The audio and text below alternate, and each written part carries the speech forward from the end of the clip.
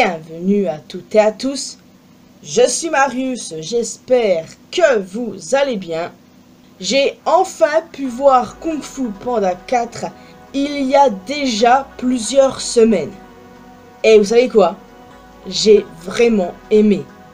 Évidemment, ce quatrième opus n'arrive pas au niveau des deux premiers films, c'est vite vu.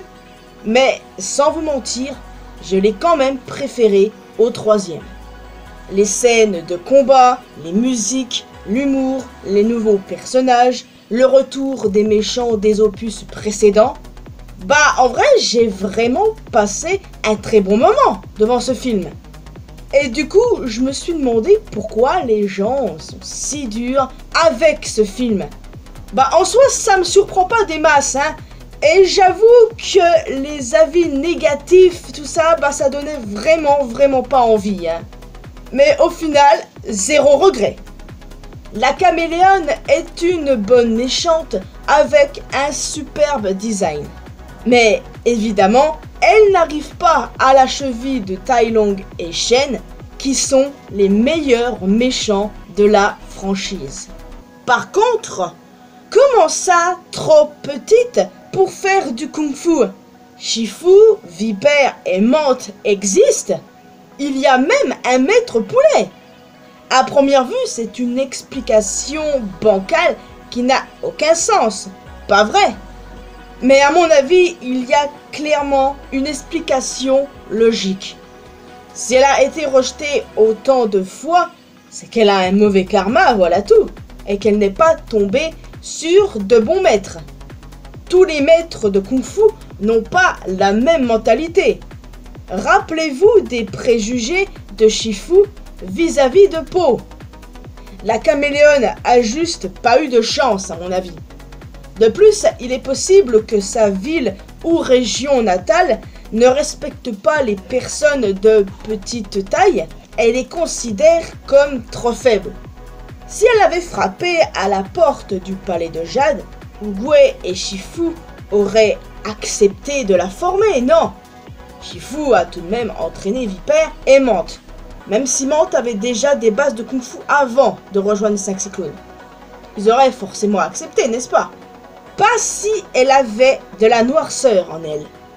En vrai, peut-être que les maîtres dont elle parle ont vu en elle une intention perverse dans son raisonnement d'apprendre le Kung Fu et l'ont rejetée par rapport à ça en utilisant le prétexte qu'elle était trop petite. En fait, c'est forcément l'une de ces explications. Déjà, le fait que Shifu ait eu de l'aversion pour Po au début, ça montre que certains maîtres ont des préjugés sur telle ou telle espèce. Et du coup, c'est peut-être de ça dont elle a été victime. Donc c'est pour ça que je pense que c'est probablement cette explication-là, histoire que ça tienne au moins la route. J'ai vraiment adoré Zen et j'ai encore plus adoré son duo avec Po. Cependant, le fait qu'elle travaillait pour la Caméléone se voyait à des kilomètres. C'était pressenti bien avant la bande-annonce et les teasers, les gars. Alors oui, prévisible, mais pas pour autant problématique. D'ailleurs, la relation entre Zen et la Caméléone m'a beaucoup fait penser à Réponse et Mère Gothel. Quoi qu'il en soit, j'aime énormément Zen et j'aimerais bien un spin-off sur elle, vous voyez? Et puis j'ai hâte de la voir dans de futurs films. Très honnêtement, c'est devenu l'un de mes personnages préférés de la franchise. Elle est littéralement dans mon top 5 sans vous mentir. La haine envers elle n'est pas du tout explicable, hein, si ce n'est que Aquafina fait sa voix en VO.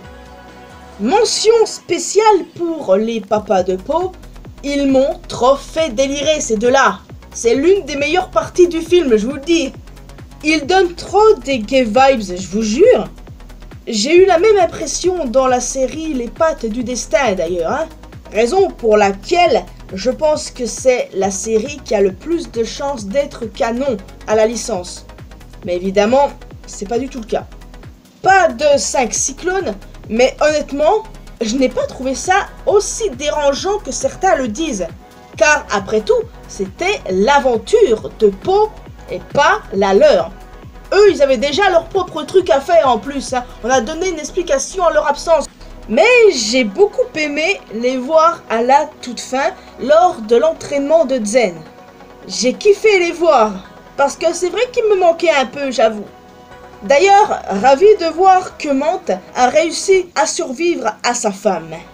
Les Mantes religieuses femelles sont cruelles. Même si au final il est resté peu de temps à l'écran, j'ai adoré revoir Tai Lung. Comme vous le savez, il est mon antagoniste préféré et je vous assure que je ne l'ai pas trouvé du tout humilié ou pas respecté, contrairement à ce que prétendent certaines personnes. Et puis, quel humour!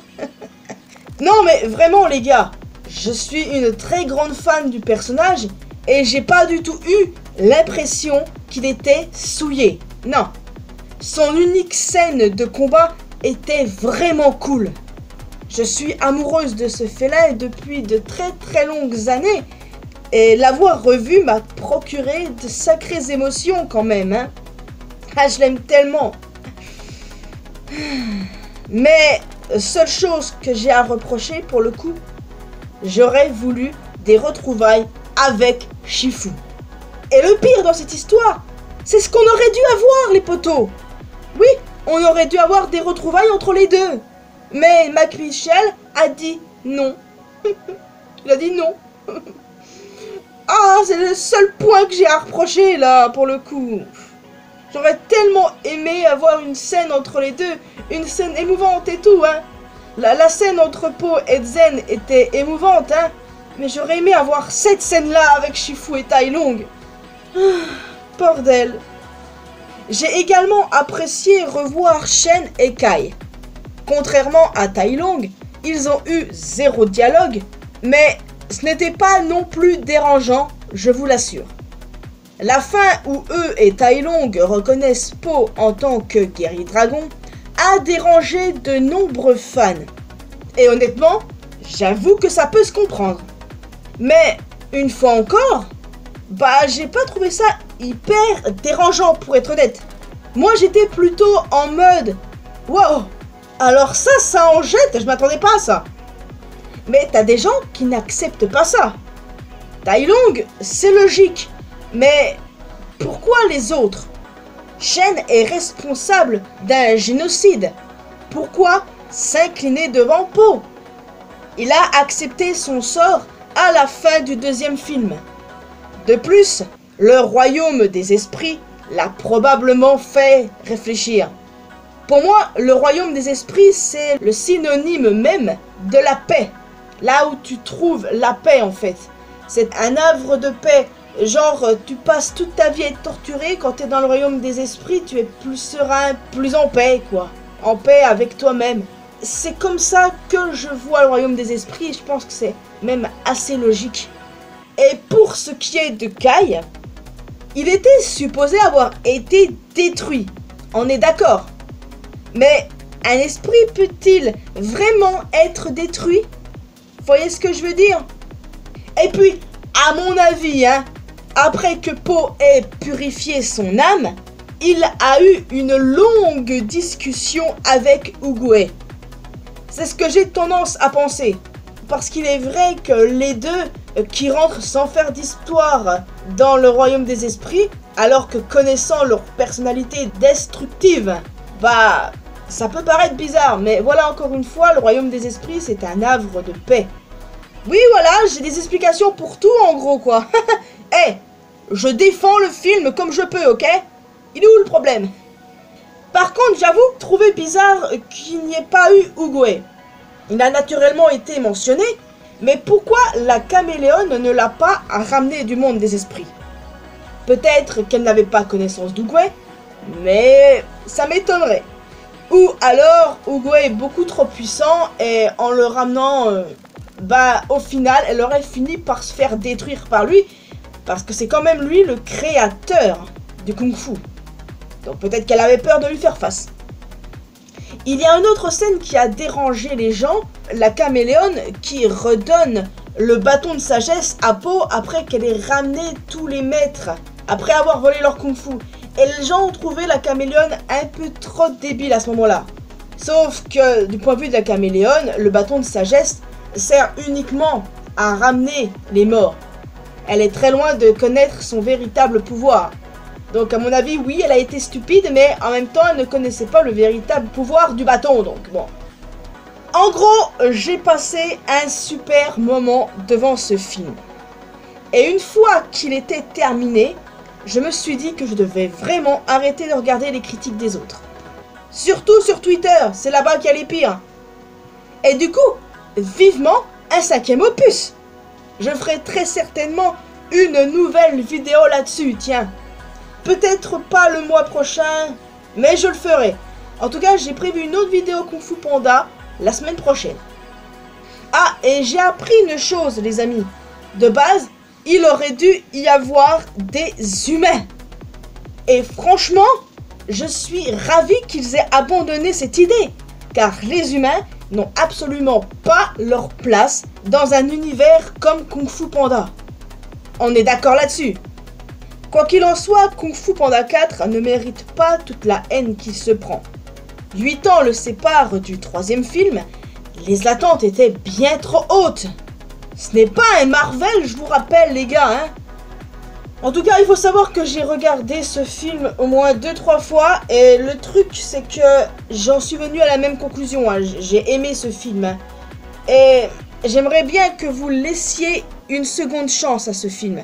Vous l'avez vu une fois, vous n'avez vraiment pas aimé, regardez au moins une seconde en essayant de mieux comprendre les choses. Je peux vous dire que ça va vous changer la vie. Pas forcément vous faire aimer, mais au moins comprendre certaines choses avec certaines des explications que j'essaie de trouver dans cette vidéo. Parce que oui les gars, j'ai vraiment apprécié ce film sur tous les points. J'ai quand même des choses à reprocher, notamment ce que je disais avec Shifu et Tai Lung qui n'ont pas eu droit à leur retrouvailles en bonne et due forme, parce qu'ils méritaient bien ça quand même, hein. Mais bon, au final, il y a plus de positifs que de négatifs. De mon côté en tout cas. Quoi qu'il en soit les amis, je vais vous laisser ici. J'espère que vous avez apprécié cette vidéo.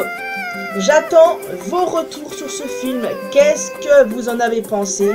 Si vous n'avez pas aimé, tentez de vous expliquer du mieux que vous pouvez, mais en restant respectueux envers ceux qui ont aimé. Parce que oui, effectivement, j'ai vu qu'il y a des gens qui ont aimé le film et qui se font bâcher par ceux qui l'ont détesté. Alors, ne me faites pas ça de toute manière, ça risque de mal se terminer. Mais si vraiment vous l'avez pas aimé, dites-moi pourquoi, mais en restant respectueux, d'accord? Et si à l'inverse, vous avez comme moi apprécié ce film, n'hésitez pas à me le dire aussi, ça me fera sentir moins seul et moins dans une minorité, voyez-vous? Donc, en plus d'un commentaire, n'hésitez pas à laisser un petit pouce bleu, ça fait toujours plaisir.